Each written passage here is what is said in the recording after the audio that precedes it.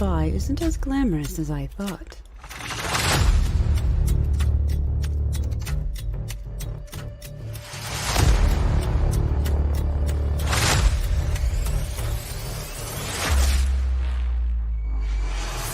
But it isn't dull.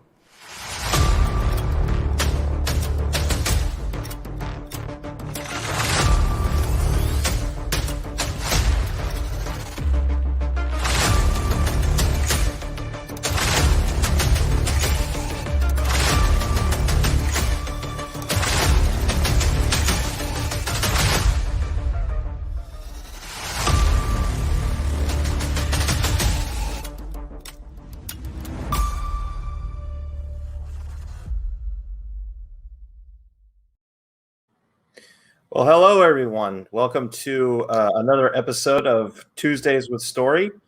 My name is Daniel Parker, and for those of you who are unfamiliar, I am the writer and creator of a little comic book called Angels Awakening, which is currently being crowdfunded on Indiegogo. We've got 6 days left on the campaign, with a little over $2,000. So we just need another 940 to get funded. So the big 2K. Yeah, the big 2K. Yeah. So if you haven't backed it yet, the link is in the description below. And so you still got a couple of days left to get on that. And joining me as always is my my partner in crime here. Go ahead and introduce yourself for us. Hey there, this is DB Fassbinder, also known as Darth Bobcat, author extraordinaire is maybe going too far with it, but author middlenaire. Middlenaire. Is that a word? If it's not, it should be. Yeah, maybe. So what I'm shilling this week during our shill section is Second Contact, which is a short story I wrote based on a writing prompt earlier this year. I had a lot of fun with it. It's basically, I realized partway through that I was unintentionally being influenced by Among Us, which I'd been playing at the time. Because it's basically about a guy who discovers that his space station has been infiltrated by a hostile alien race. And so he has to, warn the world about it, but well, they're not going to make it easy on him. Yeah, sounds cool. So that drops on the 25th, right? Yep. So this Friday, and it's a paltry $1.29. And it's not particularly a long story, about a tenth the length of the usual MAGPIE Wizard books. But I had a lot of fun with it. Yeah, it sounds like a fun story. Would this be a franchise, or perhaps, or a series? Maybe. I kind of. Well, actually, that gets us into a good segue into our topic of world building. Yeah. So, in case it wasn't obvious, what Darth Bobcat and I are doing. Buy my book. Buy my book. Buy my book. Yes. a little bit of buy my book, but also just having some fun discussing how we go about writing. You might have heard of the writing YouTube channel Hello Future Me. This is like, hey, past me, smack upside the head. Yes. You could have been writing 10 years sooner. Yes. If you just didn't get in your own way all the time. Yes, and actually had the what do I say? The gluteus maximus fortitude to actually sit down and write. Yep. But yeah. So but anyway, so to get into our video, the topic of the stream today, we're getting into more of world building, and but also mainly focusing though on magic and power systems. So both Bobcat and I, as you have seen, we write science fiction and we write fantasy. So we have to come up with, we have people with really cool powers that can do really cool things, whether it's their psychic abilities, like in the case with my books, or with Darth Bobcat, who has magical abilities. You have to come up with a system, if you will, to for your characters to be able to operate within like a certain set of rules, basically. So you can't just create, basically have their powers be whatever your plot needs them to be. They need to make sense, and they need to have certain limitations to them. Yep, exactly. And we'll be cribbing a bit from Brandon Sanderson's 3 Laws of Magic a bit. But before we go in through a quick discussion there, reason I brought up that as a segue is that part of why I discovered writing Second Contact is that I love science fiction, but coming up with the actual world for it is, I'm not going to say I don't like it. I don't like it as much as fantasy, because there's math involved if you're doing it right. Right. Yeah. Yeah. So part of this was an experiment to kind of grow myself a little bit, to force myself to not rest on the whole magic thing with Second Contact. So I still had a lot of fun with coming up with weird alien biology and super technology and things like that. But it doesn't come as natural to me. Yeah, I tend to be kind of the opposite. Although in my case, like when it comes to like with Angels Awakening and that series and that universe, my the characters that have their powers, they're bored with them, as opposed to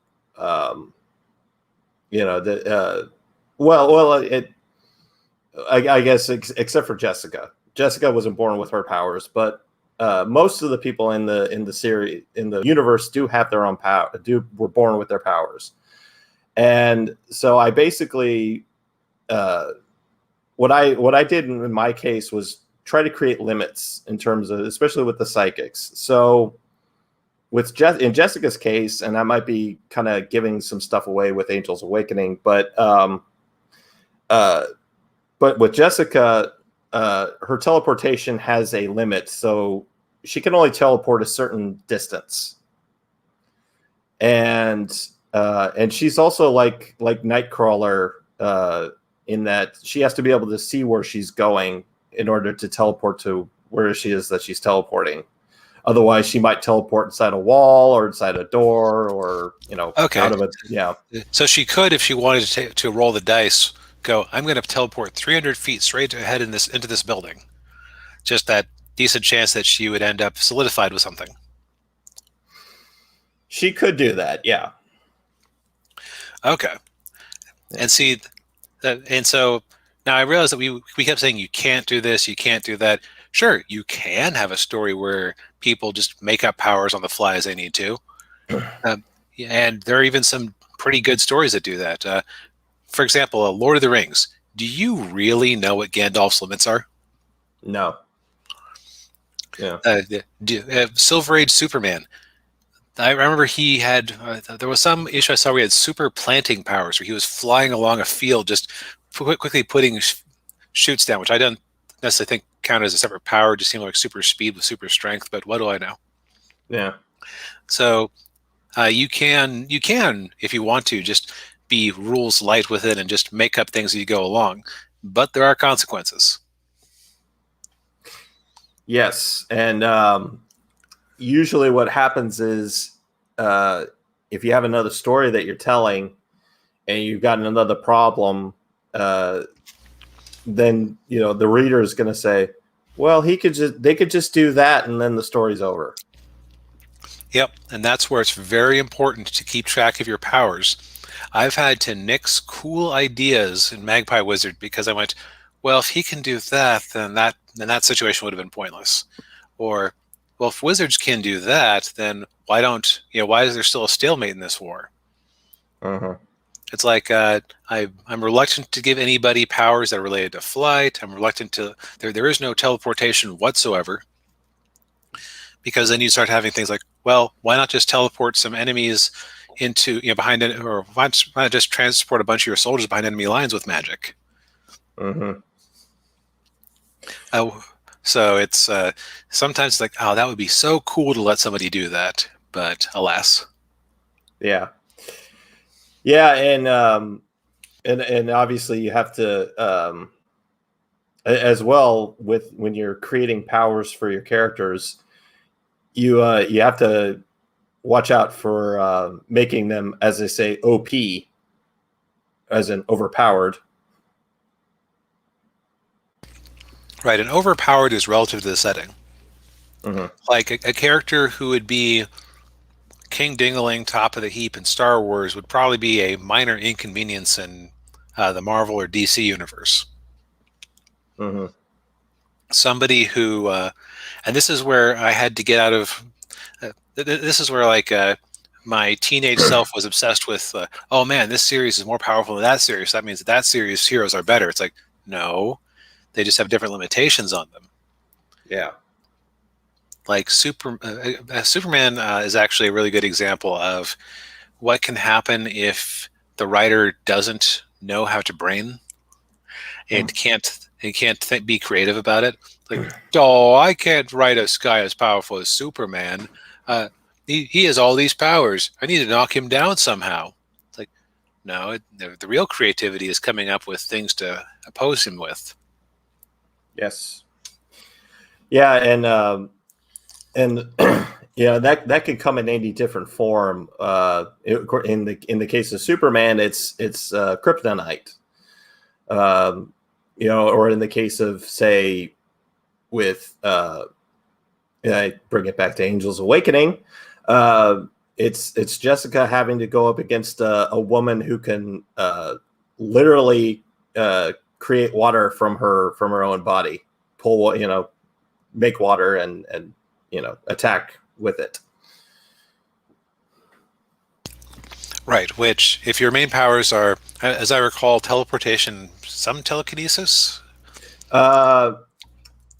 She has teleportation, and her body's been augmented with cybernetics. The cybernetics to make her teleport, but also cybernetics that make her stronger. Okay, so that's a bad matchup with somebody who can just create water out of nothing and turn herself into water. That's mm-hmm. Like, oh no, you punch harder. Oh no, splash. Oh, no. Yeah, exactly. Yeah. So yeah, that's one way to do it. And it's that's the thing. Like when you're creating a story like that, there has to be a challenge for the main characters to keeping them from accomplishing what they're trying to accomplish. Otherwise, it's just like with the case of Angel's Awakening. Like if I didn't have a character like Sky, that book wouldn't be 32 pages. It would be 8 pages.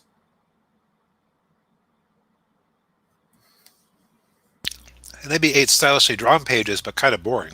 Yeah, exactly. So so let's get into let me pull that up here. I've got the tab here. So just as an introduction, Brandon Sanderson is a prolific author. He usually writes science fiction books, but he usually writes fantasy books, and he's known for the sheer effort he puts into his magical systems. Like that, I've heard of people who read his books because they like dissecting his magical systems a lot. But amusingly, the only book I've ever written from him was I want to say it was called Skyward Flight. Let me pull up my Kindle here. We're totally prepared, folks. Yes, we're professionals. But the way I first heard of him was that somebody was reading the first draft of my first Magpie Wizard book, and they said, "You've done a good job of sticking to Sanderson's laws of magic." And I was like, "The hell's a Sanderson?" And so I looked him up, and yeah, I mostly stuck to it. A lot of it is just kind of intuitive, but I should say it should be intuitive. But again, it's all too common to have people not think things through properly. Mm-hmm. Another guy, another YouTube writer, if you follow Shadiversity, he's very big on Sanderson too. Okay. Yeah. Yeah. So, to kind of go through each one of these laws. So the first law is an author's ability to solve conflict with magic is directly proportional to how well the reader understands said magic. Yep, which is a fancy way of saying if the reader doesn't know what the powers can do, there are no stakes. Mm-hmm. So just as an example, let's say that you had a Superman movie where for some reason you just never showed him flying at all until the very last scene where he suddenly took off and flew. And we'll pretend for a minute that it's a world where everybody doesn't know Superman, but you're just watching this movie, and this whole way along, he jumps high or he just takes a car when he needs to go somewhere, and then suddenly in the last act, the airplane with Lois Lane is crashing. Oh no! Up and away. You just go like, wait, what? Yeah. Since when can you do that? Why did he have to drive everywhere? Right. Yeah. Yeah, that wouldn't make for a very good movie. Actually, that kind of sounds like that Tim Burton Superman movie that they were. With Nicolas Cage that we were cruelly denied. Yes. I don't know if that movie would have been one of those like just train wreck movies, or would have been like The Room. So bad it was good. I have a sneaking suspicion it would have been like Batman and Robin was the fourth one, or was it Batman Forever? Batman and Robin. Yeah. That's right. It occurs to me that Batman Forever is a rare movie that has Forever in the title, and actually got a sequel. That's usually like the death knell of a movie series. Yeah. Very true. Yeah. That never made sense to me why they did that. It didn't. Yeah. Yeah, it's like begging. It's like, hey, we're gonna go off on a high note. We're here forever. Yeah. You also saw that with a bunch of with at least a few albums in the 90s or 2000s. Mm-hmm. But so getting back to Sanderson's first law. Yeah. So that's an anti-example there.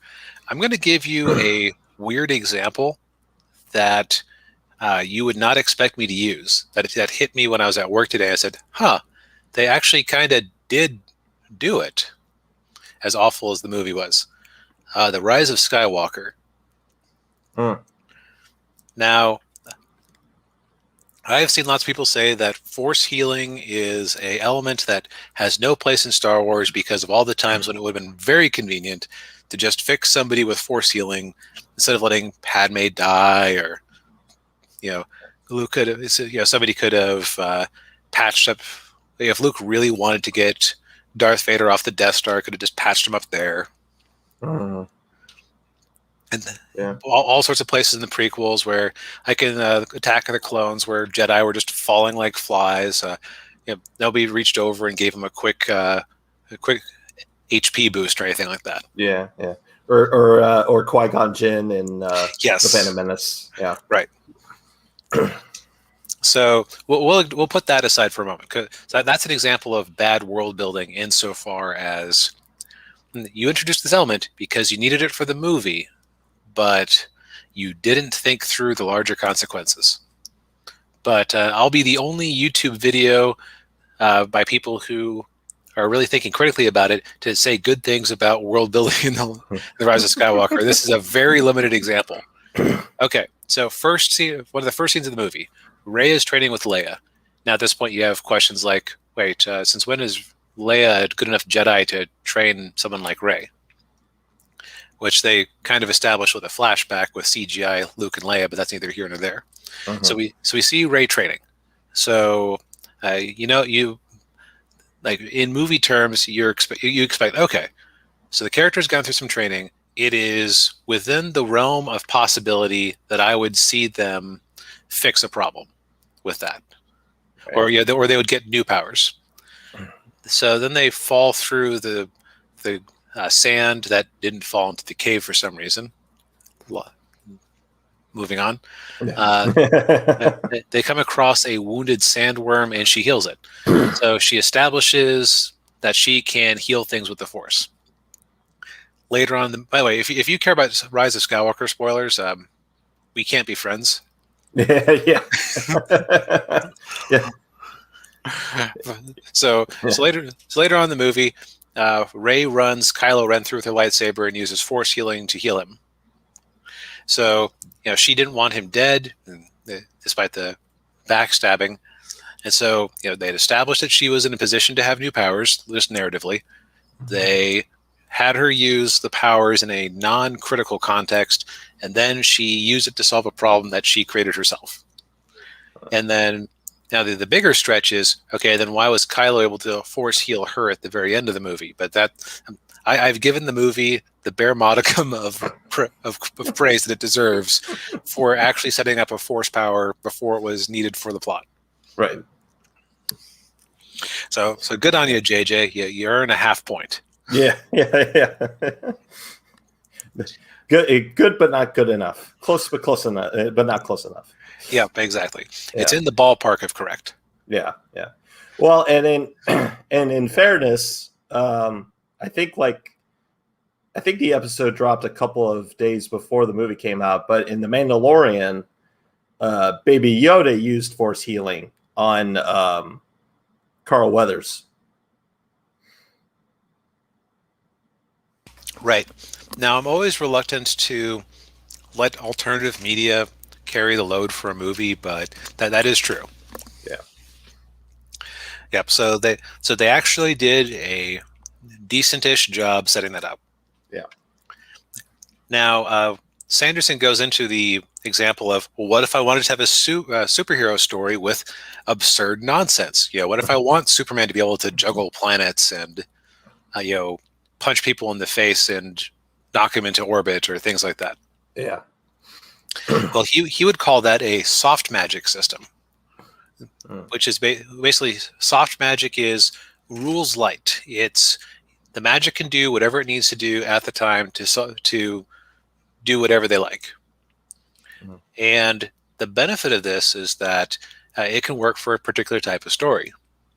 As Sanderson lays out, you can have stories where the main characters are designed to feel small and insignificant in a huge world that they don't understand. So like having he gives the example of Lord of the Rings where, Gandalf, you have no idea what Gandalf can actually do, but that's okay because Gandalf isn't there solving everything that's wrong in the plot. Or rather, at first he solves things in the plot, then he's dead. Uh-huh. So you get the heroes used to relying on Gandalf, and then he's dead, and like, oh god, we were barely surviving with this mysterious power we didn't understand. This world's big and scary. Uh-huh. So you can create that kind of thing.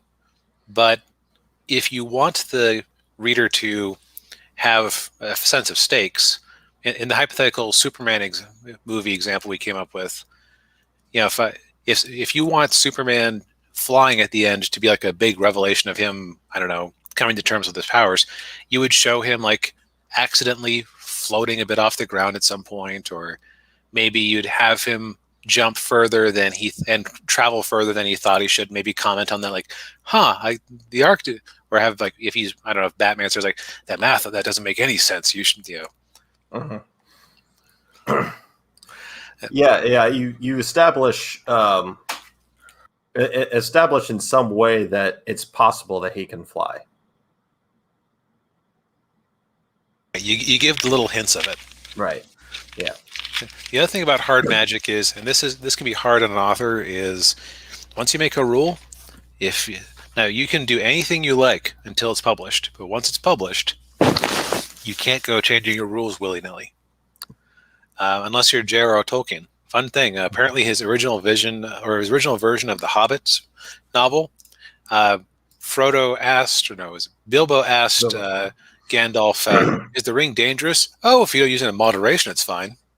Yeah. And then he came with the Lord of the Rings story, and he used a second edition as a way to ramp up the danger a little bit. But most people don't get that chance. So once you establish a rule, you have to live with it. Right. So since I've been talking for a bit, have you had any situations when you've been writing Angel's Awakening or planning out your world where you went, why did I say I couldn't do that? Let me think. Because I had this cool idea, but now it's just shattered on the rocks of reality.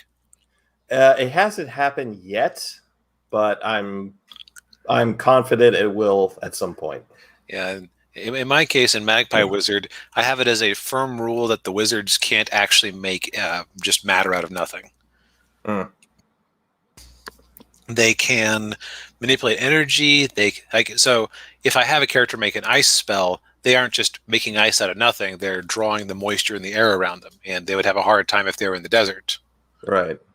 If a character makes a fireball, they're actually making kind of an envelope of energy, igniting the air in the middle on fire and flinging it at somebody. Yeah. So if somebody makes a magic missile, they aren't just making a ball and shooting at them. They're forming a ball of energy, filling it up with energy, and then making a small puncture on the other end to drive it forward. Huh. You have to work very hard when you don't just go, and magic can do anything you feel like. Yeah. Yes. It's like that Simpsons joke with Xena, Warrior Princess. A wizard did it. Xena, you can fly. A wizard did it. Yeah. Yeah, you kind of have to. You can't just kind of like make something up as you go along, and expect the reader to kind of say, "Well, okay, I guess that can work, but I don't know, that seems a little convenient." Yep, especially as I've been planning the finale of the current book I'm working on. I've had a few times like, "Oh, what if I had the main character do this? I didn't have a chance to set it up earlier." Mm-hmm. Where was that idea 3 months ago when I could have had time to do it, brain? Yeah. Which do you have anything else to say about about this stage of the three laws? No, I think we've covered that really well. So let's move on to the second law. So this one is limitations are greater than powers. So, or if you want to write in a clever, I need to. In a clever electrical notion, you could say it this way: omega greater than I can't whatever. But yeah, I'm not sure what that line stands for. Yeah, terrible electrician. But yeah. So simply put, limits are more important than the powers themselves. That's what that law is. Yep. And this is kind of related to what we were talking about earlier, because while as the writer, you might go, oh, man, why did I box myself into that corner? Why did I say I couldn't make matter? I had this cool idea that would be awesome if I could just do that. Uh-huh. The flip side is that, so Daniel, did you watch Dragon Ball growing up? I didn't. Yeah, I'm trying to think of. Okay, you were a comic book guy, right? Yeah, fairly, yeah. Okay, so if somebody is having an argument about who would win on Thor versus Superman, how would they go about arguing that? Like, so I would say, in that case, with Thor's got his hammer. Mm-hmm. So he can make electricity. He can bash Superman around with it. or and of course with Superman's case, he of course both of them are super strong, so you could probably make the argument that Superman might come out on top in that fight just because of his his freeze breath, his heat vision, what have you. Even though Thor's really powerful, even though he can do the electricity, wouldn't be necessarily enough to incapacitate Superman. Yep. So what Daniel just did there is he thought about the things that the characters could do, and he thought about the things the characters couldn't do. So those limitations on Thor and Superman are part of what give them their interest. Like then first and second law are kind of interrelated with each other, which in that because some of our discussion before would fit into there too. But what your readers will learn to love your magic systems or your power systems because they give them some actual food for thought. Mm-hmm. Meanwhile, if Superman's power was like in the kind of the Silver Age, it almost was, well, I can make up a superpower for any situation I'm in. Oh, what's that? I'll use my super hammer destroying vision. Mm-hmm. It'd be like fighting with a kid. You know that one kid when you wanted to play superhero or whatever, or action figures, and you're like, well, my guy shot at you. Oh yeah, no, it missed. I have a bulletproof force field. Yeah, and a ricochet bounce and hit you. Yeah, just making stuff up. Yeah, yeah. Don't be that guy as an author. Yeah. Let's see that. And so those limitations are part of what give your they're part of what it's like the laws of magic that you come up with, or the laws of powers, however your powers work. That's kind of like your first step.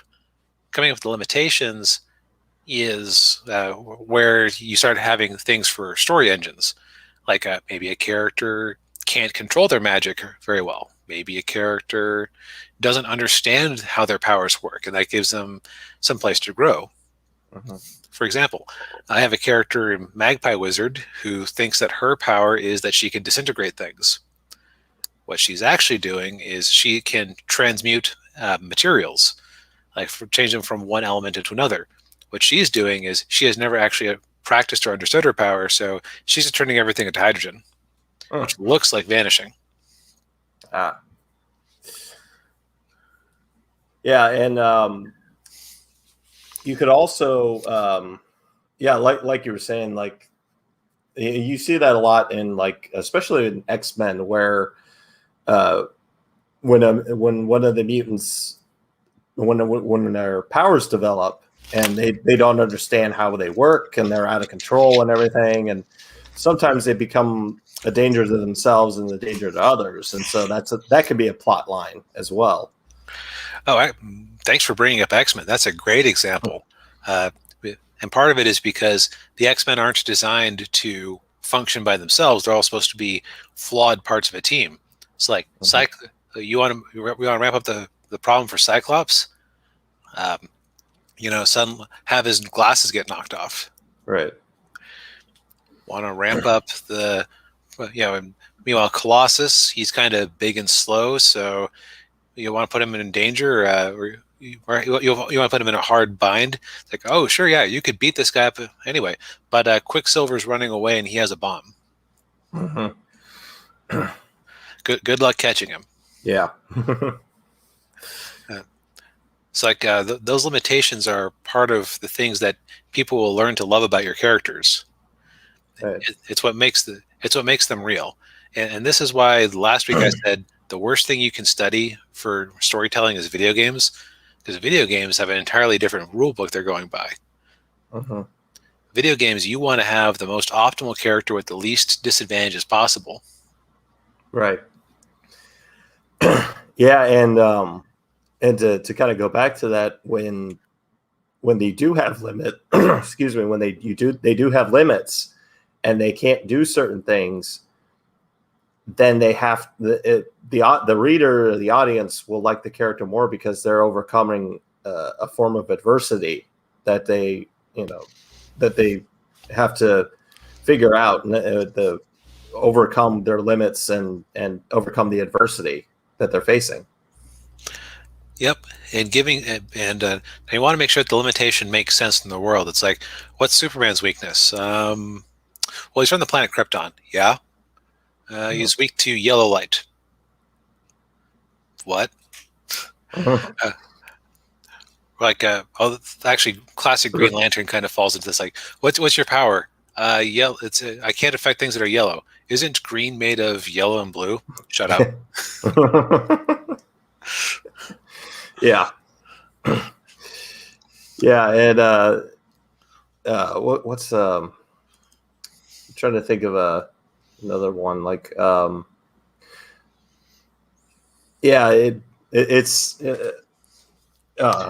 lost my train of thought. Sorry. I have one more superhero example because superheroes are great about this because classic superheroes are all about, well, how do we, it's like, okay, so when does the story end? The story ends when we stop making money publishing this comic. And sometimes not even then. If it's a long enough running comic, we want to keep making it work. Okay, it's like Daredevil. He's just a normal guy who's blind, but his radar powers let him compensate. Now, you want to ramp up the trouble? Make Daredevil have to drive somewhere. Like there's a bit in Daredevil Born Again where, I believe he wasn't bleeding out. Somebody had been shot, was bleeding out, and he had to try to drive them to the hospital. And that was those are some stressful pages because he couldn't actually see what was going on around him. I think he might have broken the window just so he had a shot of radar sensing what was in front of him, but still not as good as actual sight. Right. Let's hear. The other thing is that you could eventually. Actually, you want to be careful about taking away limitations too, because unless you're going to end the story, like if Daredevil was a self-contained novel, you could totally. It would not be too odd if you had him regain his sight somehow, because he lives in a fantastical universe. So you could have an element like that as long as you tied it into the story. If you're trying to just publish him month to month forever, God, no. Yeah. You've just taken away the whole point of him. Right. Yeah, and that was what drove me. That's what I didn't. One of the things I didn't like in Iron Man 3 was when they took the shrapnel out of Tony Stark's chest. It was like that was the whole point. He had the whole reason he had the arc reactor in his chest in the first place, and the whole reason why he built the Iron Man suit. Yeah, it's. It's one of those things where you have to think through it. Logically, would Tony Stark want to walk around with shrapnel in his chest forever? No, but does it make him much more interesting? Yes.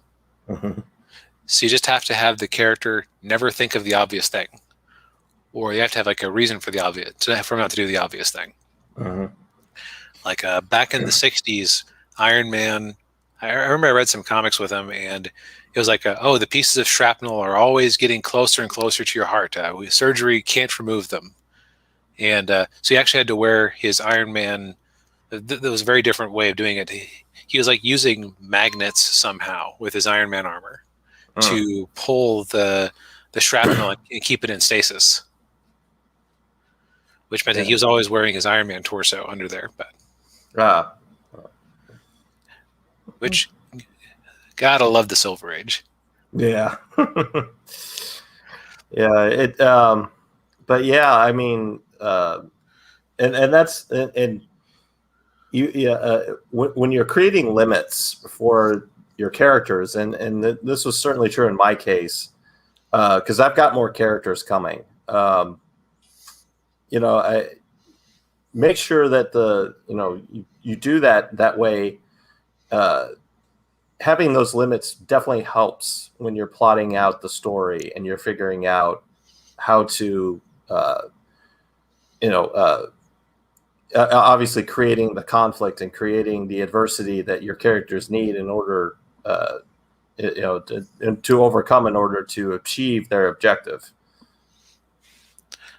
Yep. And also, these laws would apply equally well to a story about, a group of scientists trying to get to Mars. Uh-huh. Like, the difference is that the first rule is that you would have to establish the scientific ideas of the world well enough that the reader could understand, okay, so here's the engineering problem they're trying to overcome. Second law, well, the limitations in place are the author's understandings of the laws of physics. Uh-huh. And now let's move on to the third law. Yes. So the third law, expand what you already know before you add something new. So in essence, keep building on what you already have before you bring new elements into your magic system or your power system. Yep. Now, it occurred to me earlier that superheroes are a great example of the second law. They're a terrible example of the third law. Uh-huh. But that's just because it's a continuous story that people have been adding to for 80 years. And it's like, well, what do we fight this week? How about a gorilla from the moon who can turn purple and giant? How does he work? Moon magic. I don't know. I'm not paid enough. Hey, servant. Good to see you. Yep. Nice to see you. Yeah. It's just you've let them figure it out. It's just they just pay me to write the stories, not pay me to come up with cool stuff. Yeah. Well, they pay me to come up with the cool stuff, not internally consistent stuff. Right. Yeah. It reminds me of with Star Trek. There's actually a really good documentary called Chaos on the Bridge. With it's done by William Shatner, and they're going through the first two seasons of The Next Generation. Oh yeah, it's a good one. Yeah, and it's just going through part of the problem with that show was that it was just revolving door of writers, but one of the writers on the show, he was actually used to write cop shows, and they brought him in to write Star Trek, which didn't make any sense to me. But he was in Gene Roddenberry's office, and Gene Roddenberry was just chewing him out. And he said, "You don't know the difference between shields and deflectors." So, yeah, you as the writer need to know that.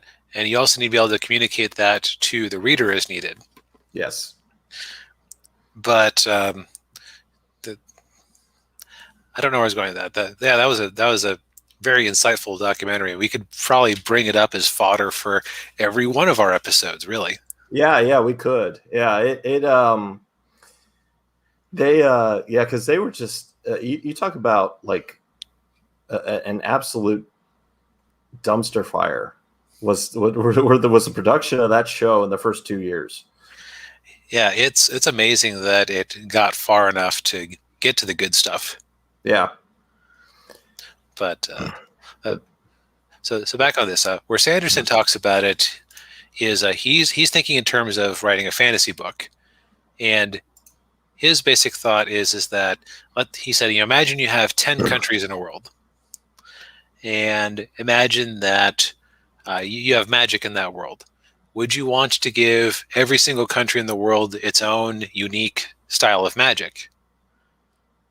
Well, you could, but dang, that'd be a lot for you to keep up with, much less the readers. Yeah. So his proposal would be you come up with one shared system of magic that people just approach differently. Mm-hmm. Yeah, sort of like to go back to an anime that you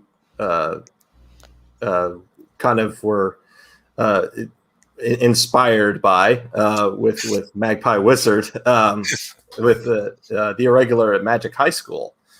Kind of the same concept where they have this whole magic system and everybody uses it differently. Yep, exactly. I didn't like the plot of that show, but it did seem to be solid enough on the world building. In fact, almost solid on the world building to the expense of the plot. But that's neither here nor there. Right. Yeah, and in the case of the main character, it might seem like he's overpowered, but when you start learning about what his power is and what it costs him, you wouldn't really necessarily think that he's overpowered or that he doesn't have any sort of limit. Yep, and this is where it's. I've read these rules many times over the years, and it's easy for a discussion of one rule to bleed into discussion of another rule. Right. But yeah, like as I recall, his power was like he could negate magic somehow. Yeah, and his ultimate power was reversing a person's kind of. I don't know if it was necessarily negating, but he could reverse reverse magic that was used. So, like if somebody died, he could bring him back to life. Okay. Yeah. But I could see where you have some nice limitations there because, well, he's reliant on somebody else to do something. What if somebody just comes at him with a gun? Right.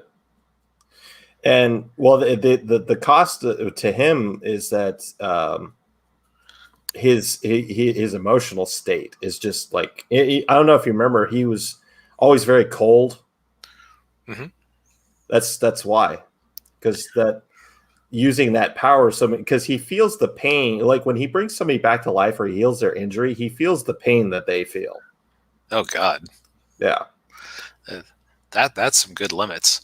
Mm-hmm.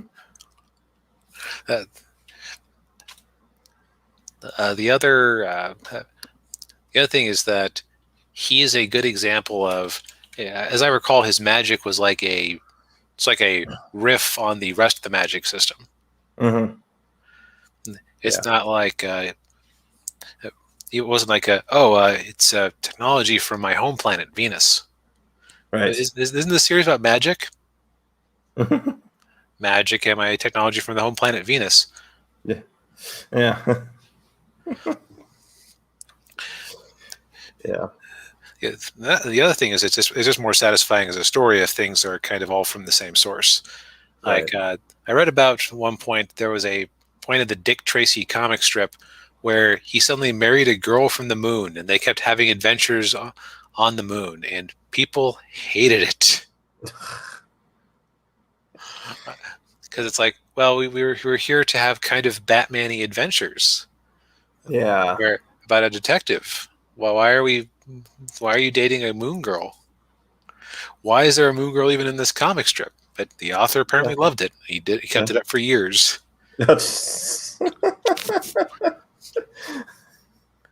Yes, Dick Tracy and the Moon Girl. Okay. Yeah. Having a detective from the 1930s, 1940s, and a sci-fi moon girl. Okay. Now, if the story had been built on that from the start, that actually sounds like kind of an interesting juxtaposition. But that's some heavy shark jumping right there. Yeah. Kind of like the comic book not too long ago with where the crossover with Star Trek and the Green Lantern Corps. Was that any good? I didn't actually ever read it. I saw Zach's video about it, and he said it was terrible. So. Oh yeah. Yeah. Yeah, that can be. How should I put it? Zach, I always like Zach's opinions, but I don't always agree with Zach's opinions. So there's a chance that there was like some fly in the ointment he didn't like. But on the other hand, it would not surprise me if it was awful. Yeah. But But the other thing is that you can turn a very simple magic system and give it a lot of applications. Sanderson talks about how in one of his books, people have magical powers where they're able to push and pull particular types of metal based on their magical profile. Like it has to go either straight to them or straight away from them. And you'd think that's a very limiting power set, but apparently he was able to just keep riffing on it with different ways. Like, well, if I can just push the magic straight ahead, then, maybe I can use that to make a bullet. Maybe I can use that to, maybe I push it towards maybe I like write a note on something, push it towards my buddy, and they pull it towards themselves. But, that sort of thing. You can have a lot of fun with it. Yeah. Yeah. The other thing too, this kind of goes back to the limits, I guess, or I guess it kind of, like you said, all these laws kind of blend in together. But if you got a character, like in my case, in my series, one of the psychic abilities is telepathy. And that's something that's used in a lot of fiction, including with X-Men, with Professor X. So instead of the way you can introduce a new power or a new way for them to do something is to say that, well, their powers or their skills are evolving or they're changing. So in the case of somebody who's telepathic, it might not just necessarily be that they can read minds. They could maybe control minds. They can control people, or they can, or like the case with Professor Xavier, although it's a piece of technology, he had Cerebro, so he could actually amplify his telepathy to find people all over the world. Yep, and you could even start lower. Like maybe if you have a character who is empathic at first, like they can mystically read the emotions of people around them. And at first they think it's like being a magical lie detector. And then they eventually start getting like surface images and thoughts. And then you can progress to actual mind reading. And then you can go from it being an input to an output and start putting thoughts into their heads and just so on and so forth. Yeah. Yeah. So it can be gradual, and you can milk that for a long time. Oh, I already am. I actually have an example of MAGPIE Wizard. The main character, Soren, has a magical power called Mimic. So at first, all that Mimic lets him do is if he sees somebody cast a spell, it is plugged into his short-term memory for about 1 to 2 days.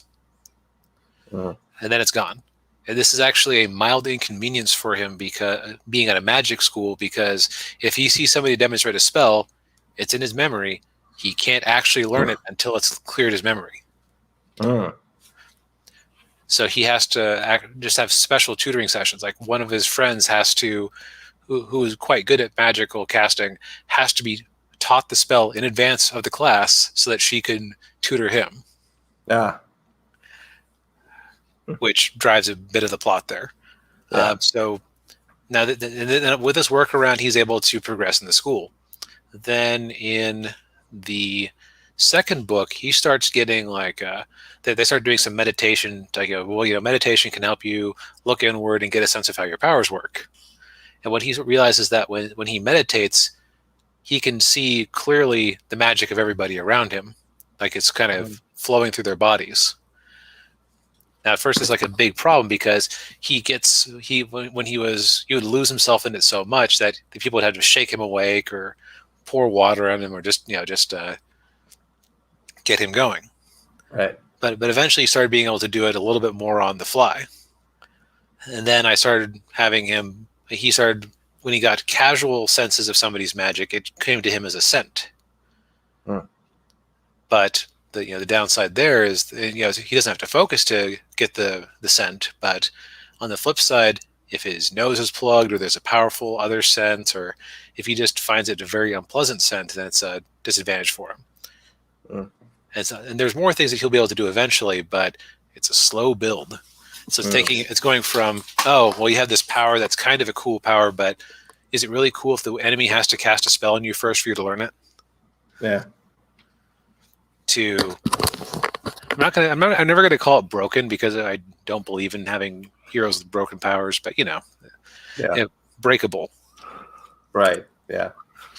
Yeah. That's I it's a bit of a tangent here, but yeah, I never liked the idea of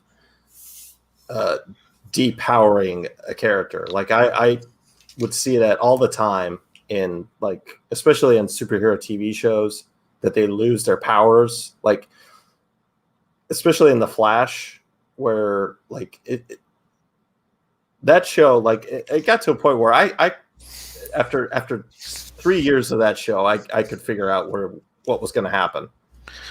Oh, just like they always did the same tropes. Oh yeah. It was every single season.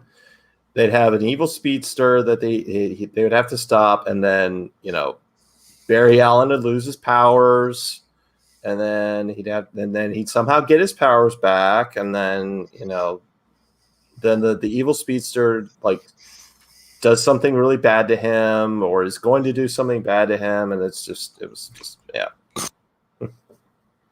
He has a bunch of rogues with powers that aren't speedsters. You can build the season around one of the other ones, like Grodd or something. Yeah, well, they would bring they had Grodd in there, but I think it was too expensive. The CGI was too expensive for Grodd. Yeah, and you can't train a real gorilla. Right. Yeah. And they have all of his usual villains, but they're always like secondary villains. Like Captain Cold, was kind of relegated to a secondary villain. Didn't they make him a hero eventually? Yeah, in Legends of Tomorrow. Yeah, and same with who's the other guy? Heatwave, was that his name? I couldn't tell you. Yeah, he was his Captain Cold's partner, and he had the fire gun. I can't remember his name. But yeah, anyway,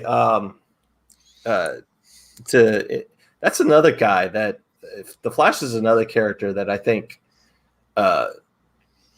his powers never. That's another guy like his. He's super fast, and then then he slowly started getting more and more powerful, and then he got to a point where he could run so fast he could go through time. Yep. He could have used some more limitations. And they try sometimes, like in the 80s and the 90s, they had it where Wally West Flash had to eat a lot to help power his speed. Mm-hmm. There's a one-shot comic called Nobody Dies, where Barry ends up falling out of an airplane with a woman during a terrorist attack. Oh. And he's like, well, like she falls out. He's like, can I even save her? And so he goes out after her heroically because he's like, no, today nobody dies. And partway down I think it was partway down the fall, he was like starving. And so she's like, well, I have to think of packing or of airplane peanuts. And that gives him those types of limits give you it's like, oh no, the hero's hungry, he can't fight. That gives you a limit. Right. Yeah. So basically, in conclusion, Brandon. I always want to say Brian, but it's Brandon Sanderson. I guess because the name sounds kind of redundant because there's a lot of duns in there. Yeah. But he's worth looking into if you're interested in writing. And basically just don't think in terms of min-maxing a character for Dungeons and Dragons. Think in terms of, okay, if I want a character to do X, what am I going to take away from them to make it so that it's easier to tell a story? Because it isn't just about, appealing to some sort of arbitrary standard for storytelling. It's making your life easier if you know the utmost limits of what a hero can do in advance. Right.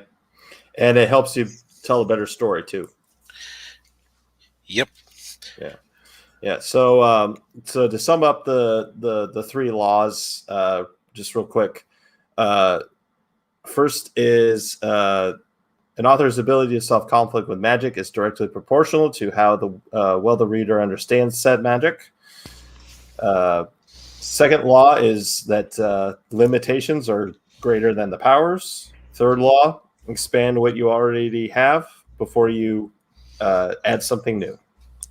Yep, I'm glad my one friend said, "Oh, you kept with his laws," and I'm glad that I kept with his laws, because if you're telling a story where you're using the powers to actually drive the plot, kind of necessary. Mm-hmm. Yes, and yeah, and everything that we talk about here, this is all designed to help people who are starting out or they want to get going. Gives them a nice little the tidbits of advice to help them craft their stories, craft their worlds, and yeah, be the best writers they can possibly be. Yep. While also giving us a chance to some of these, how sometimes there are concepts where it solidifies in your brain better as you talk about with somebody. It helps us too. So yes, always a delight. Yeah. Oh yes, it's always always fun to do this, and it's great for us, and I'm sure it's great for everybody who's watching. So so to close it all out, I'd like to, of course, thank everyone who came in to watch us. Thanks again to Darth Bobcat for joining me tonight. Appreciate it. You're most welcome. Yeah.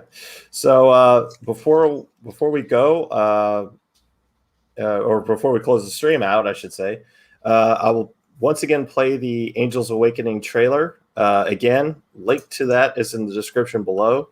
6 days left on the campaign, so it's coming to a close pretty well. The campaign itself will be coming to a close. So yeah, right. Go buy 50 copies. Yes. Just completely shock him. Yes. Yeah. Just bowl me over. Yeah. So so the link to that is in the description below, as well as the links to Darth Bobcat's new book, Second Contact, which hits Amazon on Friday, and also a link to his other books, his other book series, Confessions of the MAGPIE Wizard. Well, thanks for the shilling, and for everyone who tuned in, have a great night. Yes. Good night, everybody. Yep. The life of a spy isn't as glamorous as I thought.